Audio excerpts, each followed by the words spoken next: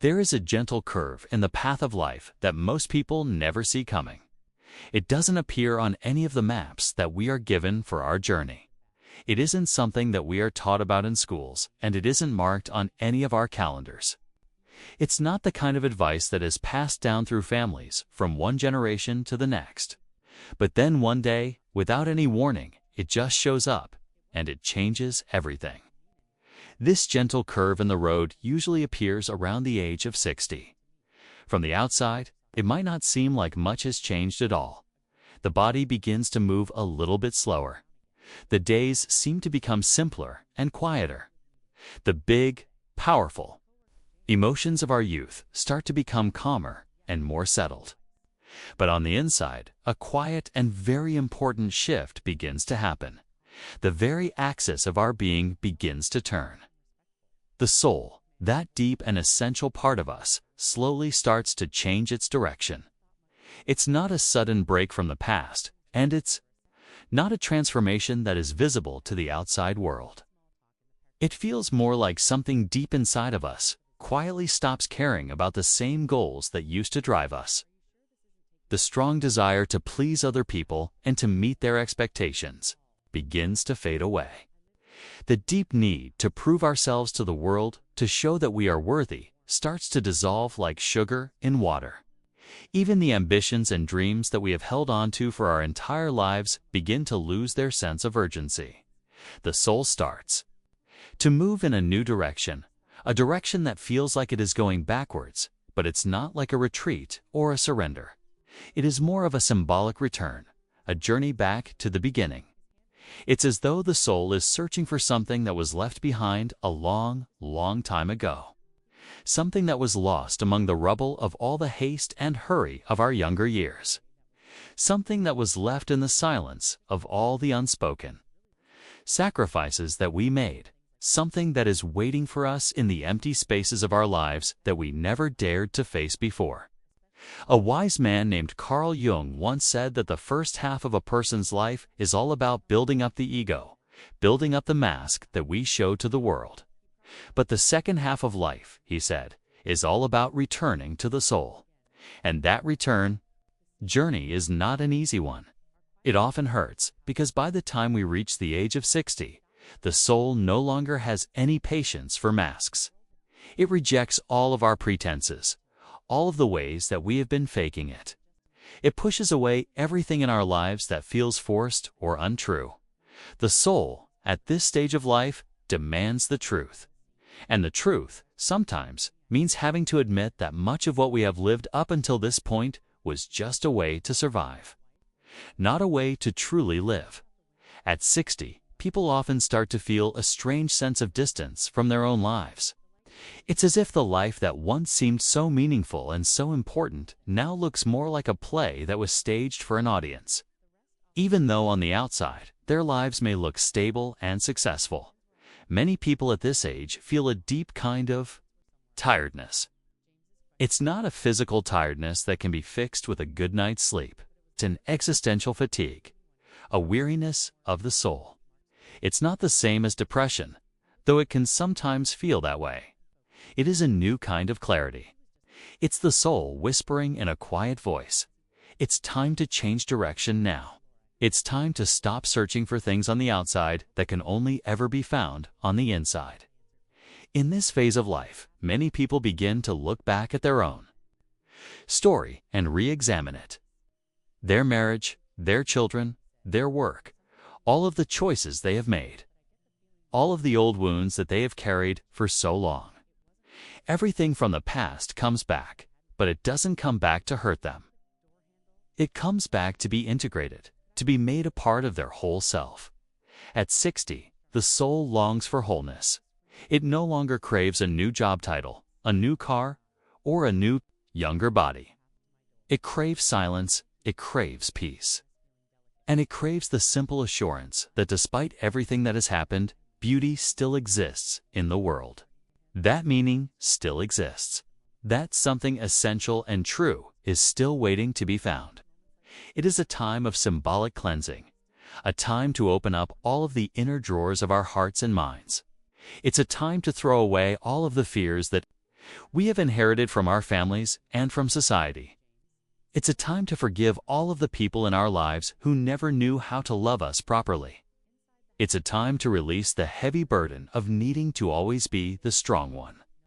It's a time to look into the mirror and to finally, for the first time, see ourselves without any masks, without any makeup, and without any lies. Those who have the courage to walk through this gate, to embrace this difficult but beautiful transformation, discover something very rare. They discover that the soul does not age. It simply returns to its purest and most authentic form. And what once seemed like it was an ending, the end of youth, the end of ambition, turns out to be the beginning of a brand new way of living. A way of living that is deeper, that is lighter, and that is more true to who we really are. That is the great secret that no one ever talks about. It is the gentle curve in the road that no one ever points out to us. But for those who learn to listen to the quiet whispers of their own soul, it becomes the road that finally leads them home. Some people call this time in a person's life maturity. Others simply call it aging. But there is something happening that is beyond all of these simple words. At 60, the body may begin to slow down, but in the soul, something quietly begins to speed up. It is as if everything that has been postponed for so long now demands to have its space. It is as if all of the unfinished business of our lives gently whispers to us, now is the time. The strange thing is that this big shift doesn't happen on the outside, where everyone can see it. It happens in the invisible world within us. One day, without any obvious reason, you might wake up and feel that certain clothes in your closet no longer make any sense to you. You might find that some of the conversations that you used to enjoy have now become dull and boring. You might realize that some of the things that you were once so proud of now just feel like a heavy weight on your shoulders. The soul begins to ask new and important questions. What is it that still moves me? What part of me has remained untouched by all of the expectations of other people? What would I do with my life if I no longer had to please anyone at all? These questions don't just pop up by chance. They are like seeds of a new cycle of life that are beginning to sprout. Because at the age of 60, time is no longer measured by how much of it you have, but by the quality of it. The sense of urgency no longer comes from the outside world, from deadlines and demands. It now comes from the soul itself. Carl Jung believed that after the first half of our lives, a phase that is all about adapting to the world and conquering it, the mind begins to seek a kind of reintegration. And that can only happen when we create the space in our lives to face all of the things that we have forgotten or pushed aside. The shadow, as he called it, begins to ask for our attention. And the shadow isn't something bad or evil. It is simply all of the parts of our story that we have left out. It is all of the parts of ourselves that we couldn't live out, all of the things that we had to set aside in order to fit in with our families and with society. It is the wounded child that we all carry inside of us. It is the dreams that we have archived away in a dusty corner of our minds. It is the quiet voice of our intuition that we have silenced for so long. At 60, all of that begins to come back to the surface, not as a heavy weight to crush us, but as a new possibility for our lives. It is not uncommon at this stage for people to feel a sudden and strong urge to change the direction of their lives completely. They might want to go back to school and study something new. They might finally find the courage to end toxic relationships that have been draining them for years. They might want to begin again right at the point where it once seemed like it was too late. Why does this happen? It happens because the soul does not follow the ticking of a clock. It follows the call that comes from deep inside. Soul realizes that despite all of the battles that have been fought, there is still life left to be lived. It tries again. It wants to live out the time that remains without any more pretending. That is why so many women in particular begin to blossom in this stage of their lives. They stop apologizing for who they are. They stop trying to soften their own strength to make other people feel more comfortable. They stop asking for permission to simply exist in the world. The kind of beauty that emerges in a person at the age of 60 has nothing to do with their outward appearance. It is a beauty that comes from freedom, from truth, and from wholeness. It is a kind of beauty that can be unsettling to those who are still living on the surface of life, because it is too authentic, too quiet, and too real. And those who carry this kind of beauty within them feel no need to prove anything to anyone anymore. Perhaps you have felt this turning point beginning to arrive somewhere deep inside of you. Perhaps you no longer recognize yourself in the old roles that you used to play. Perhaps you feel a deep longing to go deeper into your own life, to care only about what truly matters, to be able to say no without feeling any guilt, and to be able to say yes with your whole heart. That impulse that you are feeling is not selfish. It is an awakening. It is the beginning of a new chapter in your life. It is a chapter where you no longer live your life for other people, but you begin to live it from within yourself. And those who have the courage to embrace this turning point discover something very rare. They discover the deep peace that comes from simply being themselves without any fear. Because the soul is finally being allowed to breathe in its own natural rhythm again. There is something that few people ever say out loud, but that many people feel when they reach this stage of their lives. It is the realization that they have spent most of their lives living for other people. They have lived for their children, for their partner, for their family, for their work, and for all of their social duties. All of those things have taken up so much space in their lives that now there is a strange kind of emptiness, like an unoccupied room in their own house. And it is in that very empty space that the soul begins to move. The soul no longer wants to be useful to other people. It wants to be real. In a world that worships being productive, this might seem like a very strange idea. But the soul is not here on this earth to be productive. It is here to be whole. And at the age of 60, it seems to whisper to us, I have followed every single command that has been given to me. Now, it is my turn. This complete reversal of our values can be a very frightening experience. It's frightening because no one ever prepares us for it. Society paints the picture of aging as a phase of decline, of things ending. But Jung saw the complete opposite. To him, this stage of life was the richest, the most symbolic, and the one that was most full of true potential. Because at this stage, the ego finally begins to let go. Our pride begins to fade.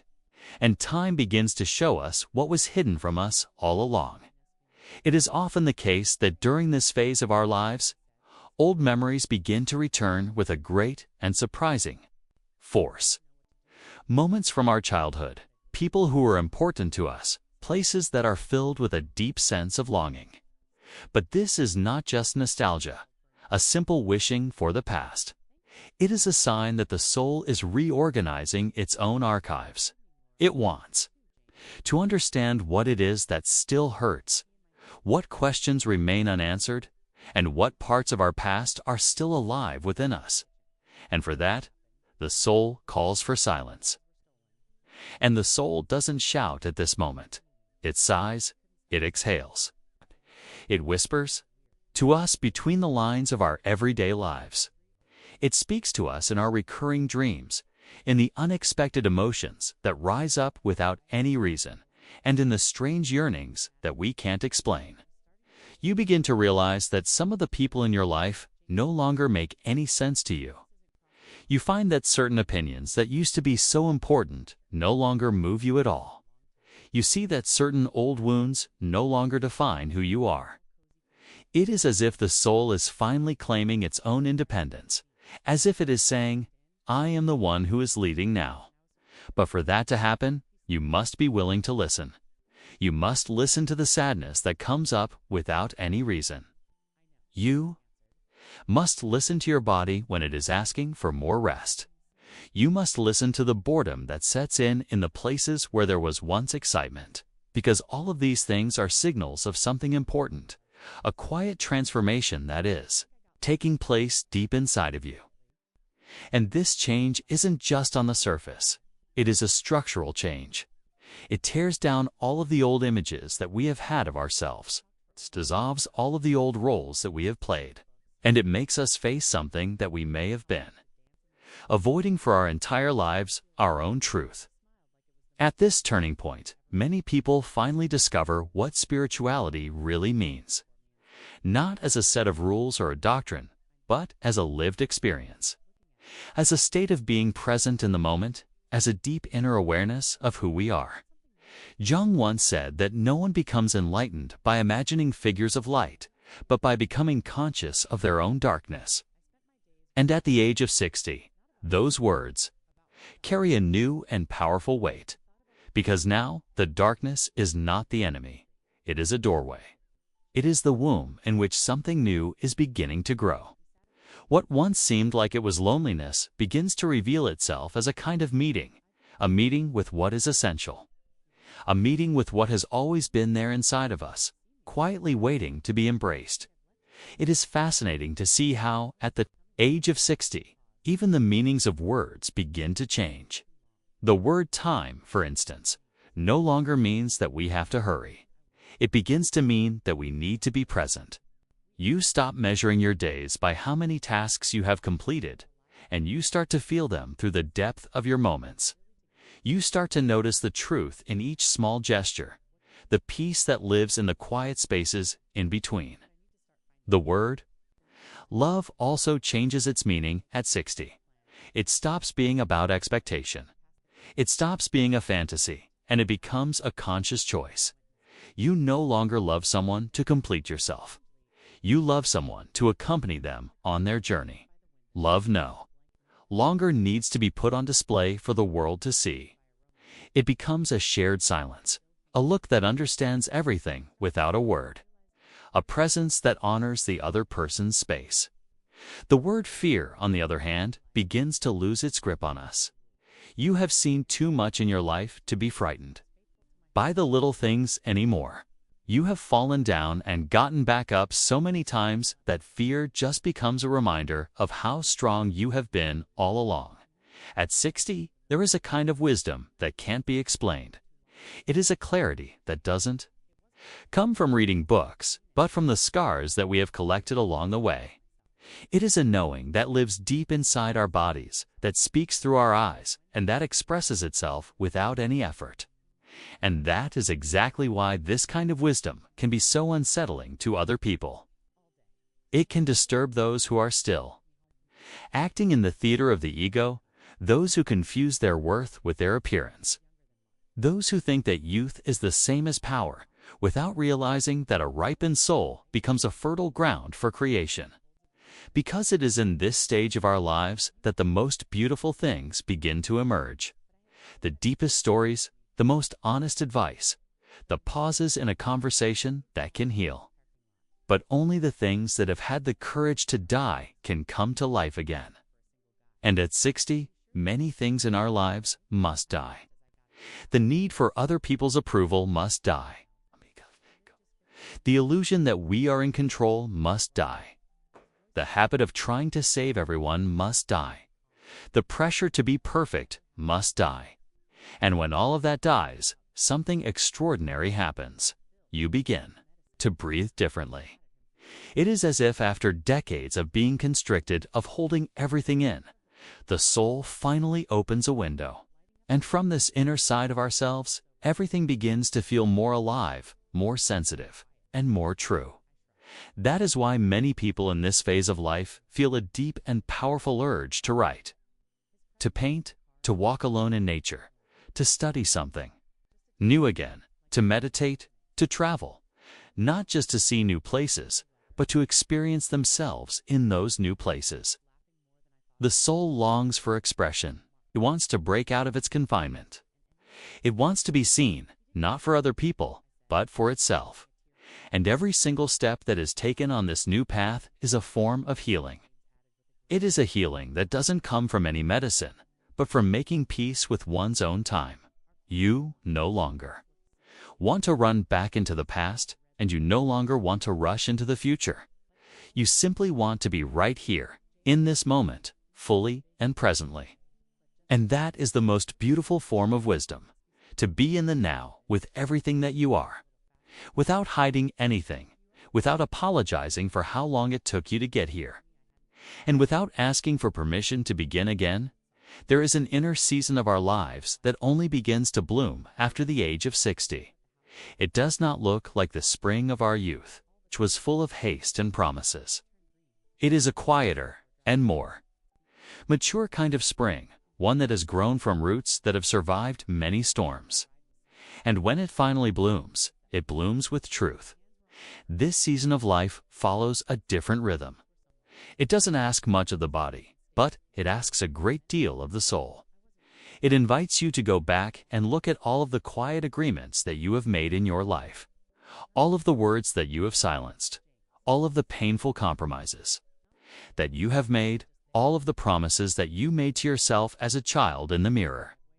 It is a time of making peace with your own story. But unlike before, there is no blame now. There is only compassion. You no longer scold yourself for all of the things that you did wrong. You accept them, you understand them, and you embrace all of the former versions of yourself with the tenderness of someone who knows that they were just doing the best they could with what they had at the time. This understanding is not a passive thing. It is liberating, because only those who can truly forgive themselves can move on lightly. And this feeling of lightness becomes very urgent at 60. It is not a superficial kind of lightness that pretends that nothing ever hurts. It is a conscious kind of lightness that knows that the pain is still there, but that it no longer rules our lives.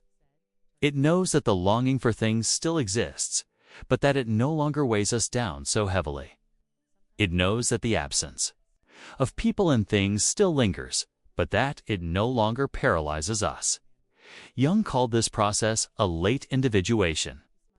It is as if the soul, after so many years of adjusting itself to the world, finally says, "Now I want to find myself." And that discovery is the most beautiful one of all, because it is quiet, it is deep, and it is true. It doesn't need an audience to applaud it. It doesn't need anyone's approval, and it doesn't need any explanation. It is simply a return home. At 60, this return shows itself in small and simple gestures. A walk that has no destination, a book that brings tears to your eyes, an old song that awakens forgotten memories, a sunset that suddenly feels completely new, a reconnection with a part of yourself that has been living inside of you for a long time. The soul becomes touched by simple things, not because it has become overly sensitive, but because it is finally unguarded. It is no longer wearing its armor, and it is no longer afraid to feel. This new sensitivity is not a weakness. It is a refined kind of strength. It is the result of everything that has been lived through, everything that has been overcome, and everything that has been deeply felt. And at the same time, it is the doorway to that rare kind of wisdom, the kind that doesn't try to teach other people, but that simply inspires them. At 60, you no longer need to convince anyone of anything. You simply live in your truth, with dignity and with presence. And that presence that you carry touches other people. It touches your children, your grandchildren, your friends, and even strangers that you meet. Because when a soul becomes whole, it illuminates everything and everyone around it. There is a kind of beauty that only appears when all of the rushing is gone. It shows itself in the lines on a person's face, in the pauses between their words, and in the eyes that have seen so much and can still be moved by the world. It is a beauty that has no makeup, no filters, and no effort. And for that very reason, it is the rarest kind of beauty there is. This beauty doesn't shout for attention. It radiates. It doesn't demand to be seen, simply remains. And those who have it often don't even realize it, because they have spent their entire lives trying to fit into standards of beauty that never recognize their own special light. But at 60, this kind of beauty begins to emerge from within. It comes out when you stop fighting against time. It comes out when you stop chasing after validation in the mirrors of other people's eyes.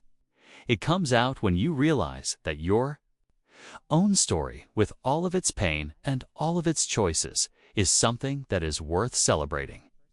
This kind of beauty appears in the woman who can walk alone and does not feel lonely. It appears in the man who can cry in silence and sees no weakness in his tears. It appears in the voice that can remain quiet without betraying itself.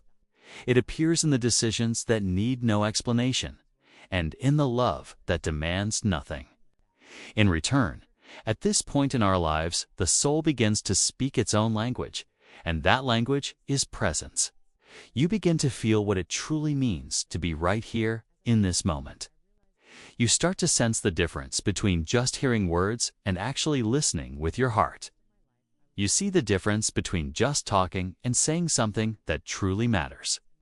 Our relationships also begin to change at this time. We naturally start to drift away from the things and the people that drain our energy, and we find ourselves drawing closer to the things that nourish our souls. And when there is no one else around, we discover that we have finally learned how to keep ourselves company, and that is a powerful kind of freedom. It is when being alone no longer means the absence of other people, but the presence of ourselves. It is when silence is no longer uncomfortable, but becomes a safe and peaceful refuge. It is when time is no longer something that is counted, but becomes a space. A space to breathe, a space to remember, a space to feel, and a space to exist more lightly. At 60, you realize that you no longer need to explain yourself to anyone. You simply are. And those who can truly see you will stay with you. Those who can't will leave. But that no longer hurts you, because you have come to understand that a soul can only be recognized by another awakened soul. And in that quiet and wordless recognition lies the truest and most beautiful connection of all. It is a connection that doesn't bind you, that doesn't demand anything from you, and that doesn't try to control you. It is a connection that simply allows you to be, like a meeting between two mirrors, like a silent dance, like the certainty that despite everything that has happened, a life of wholeness is still possible. When the soul changes its direction, everything that was hidden for so long begins to rise to the surface. Sometimes it comes as a soft and gentle breeze, and sometimes it comes as a tremor deep inside of us. But it always comes with an invitation to be who you are at last, and without any fear. And that requires a lot of letting go. It means letting go of all of the old versions of yourself, of all the stories that other people have told about you, of the need to be useful, to be productive, to be admired, and to be perfect. At 60, what matters is not what you do, but how you feel as you are doing it. It is the intention that is behind the act. It is the soul that is behind the word.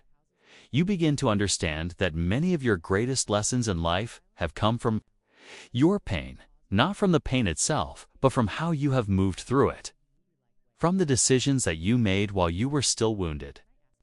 From the moments when you stayed silent when everything inside of you was screaming. From the boundaries that you finally drew after you had been giving in for so long.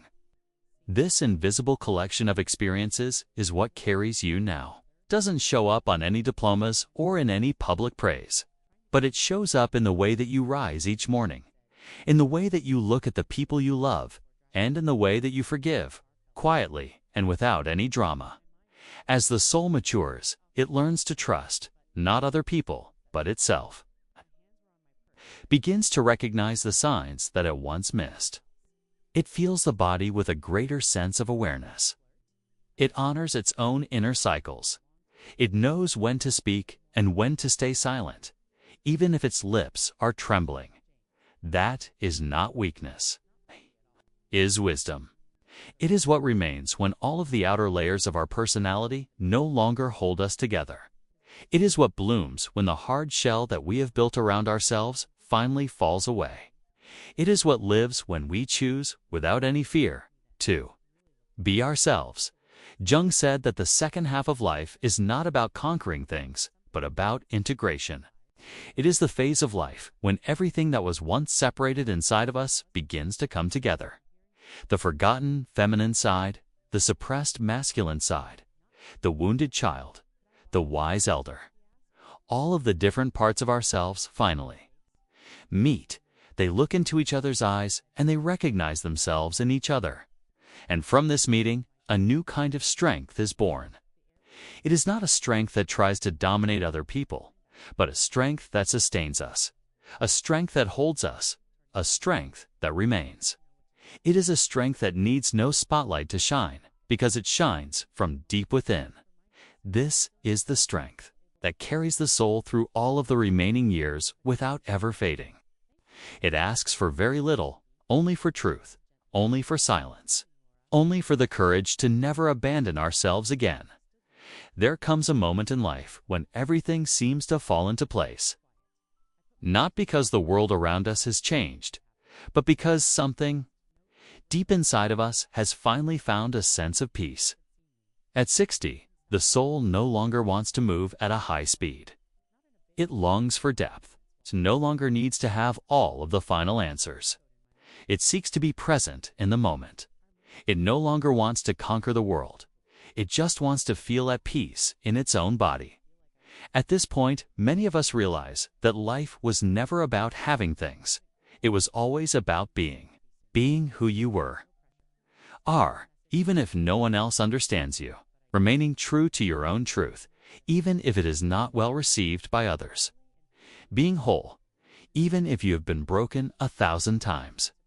By the time we reach 60, the losses that we have experienced have left their marks on us. The illusions that we once held have all been tested. The roads that we have traveled have shown us both their shortcuts and their cliffs. And still, after all of that, there is something inside of you that just keeps going, that keeps breathing, that keeps dreaming, that wants to live. Not because it is a duty, but because it is a joy. This desire to keep going, but to do so more lightly, is the proof that the soul is still alive and well. Carl Jung saw this phase of life as the most sacred of all, because it is the time when the ego finally bows down before the soul.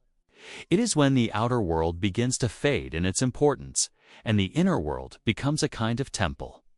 It is when you learn how to walk through life without carrying the heavy weight of the world on your shoulders. It is when you finally understand that you are allowed to rest in yourself. And this resting is not about being passive.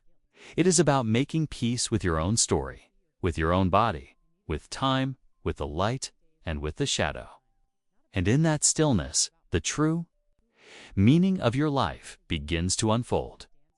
Not the meaning that you were told you should have, but the one that you have found for yourself through it all.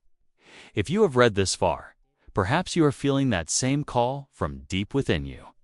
Perhaps you have recognized parts of yourself in these words, parts of you that have been asleep for a long, long time. And if something in this has touched you, I hope that you will share your own thoughts about this new chapter in your life. Perhaps as a quiet decision that you make, an inner promise to yourself, a message from your own soul. And if you feel that this message might be able to touch someone else who is also going through this same curve in the road, I hope that you will share it with them. And if you want to continue on this journey with us to a place where the soul is allowed to breathe, I hope that you will continue to seek out these kinds of stories, because it is here that every silence is given a voice, and every story is given a space to bloom.